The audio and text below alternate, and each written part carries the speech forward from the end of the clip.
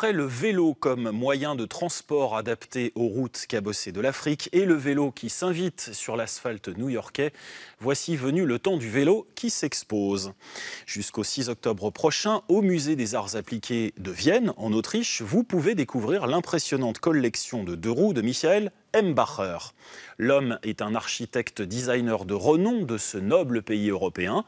C'est toujours un reportage de Vladimir Vazak, décidément en tête de peloton pour cette émission.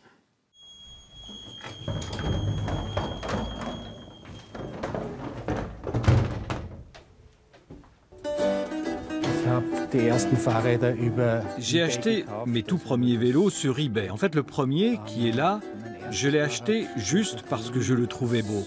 Et en fait, j'ai eu beaucoup de chance de trouver un vélo aussi rare à un si bon prix. Cela a attisé ma curiosité. C'était aux environs de 2003.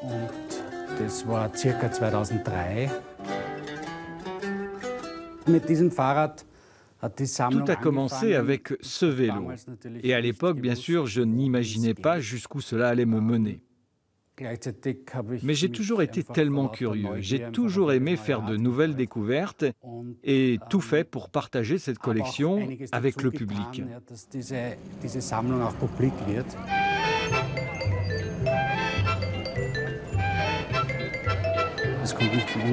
Ce n'est pas par hasard si les vélos entrent dans les musées aujourd'hui, car le vélo est aussi un objet culturel. C'est un mode d'identification sociale pour une nouvelle génération. Par exemple, pour les jeunes, c'est un mode de vie. Et c'est aussi bien sûr un objet de design et de mode. De plus en plus de créateurs essaient de travailler dessus, avec ou sans succès. Et cela me fait plaisir à partir du moment où c'est un des moyens de mettre de plus en plus de gens sur les vélos.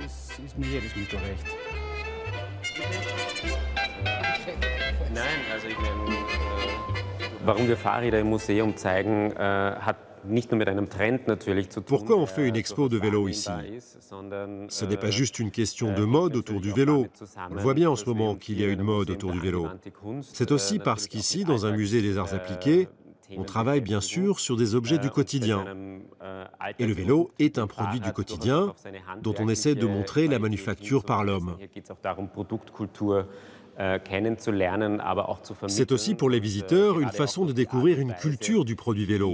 Et la façon dont Michael Hembacher a choisi d'exposer ses vélos en hauteur, au niveau du regard, pour que l'on puisse voir tous les beaux détails, cela donne une toute autre perspective sur cet objet que l'on regarde en général d'en haut.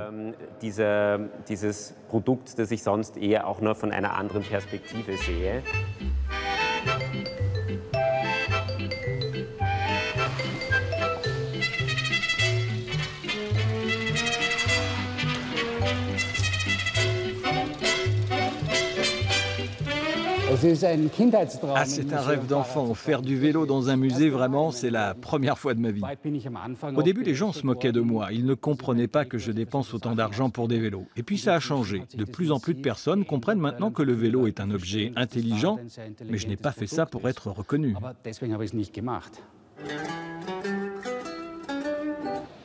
J'aime ce vélo. À la question « est-ce que le vélo est de l'art ou de l'histoire ?», la réponse n'est pas si simple. On voit ici que c'est un vélo fabriqué de façon industrielle dans les années 50. Ils ont essayé de travailler avec un nouveau matériel à l'époque, l'aluminium. Des pièces complètes et moulées. Tout cela était très nouveau, un cadre très léger, et tout cela est très fortement influencé par l'esthétique de l'époque, l'après-guerre. Cette pièce, en elle-même, est presque comme une sculpture.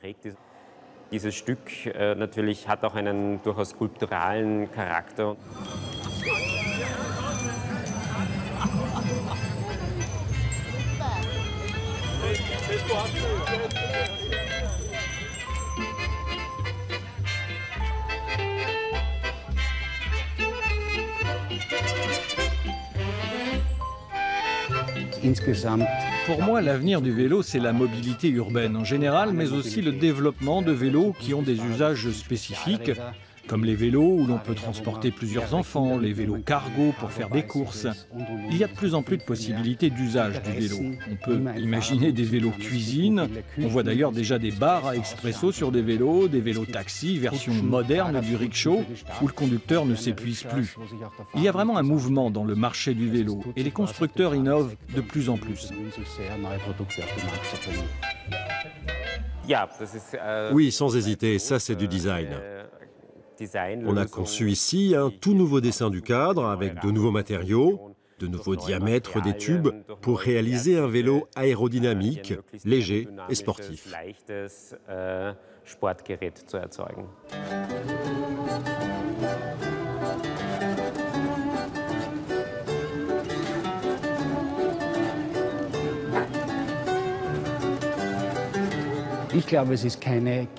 Moi, je pense que la voiture et le vélo ne sont pas antinomiques, pas du tout. À l'avenir, il y aura des espaces bien déterminés réservés au transport public et à la voiture. Cela impliquera la construction de grands parkings aux limites des villes.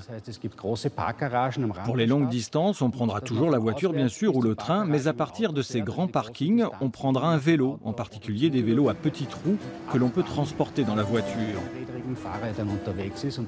Et pour moi, c'est une excellente façon de voyager.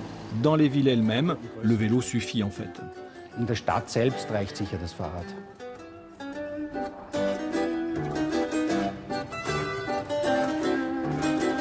C'est un des objets les plus modernes qui soit. C'est un objet durable, ça ne pollue pas, ça ne crée pas d'embouteillage, ça ne prend pas de place et c'est beaucoup plus rapide que tous les autres moyens de transport en ville. Ça rend heureux, alors que demander de plus ?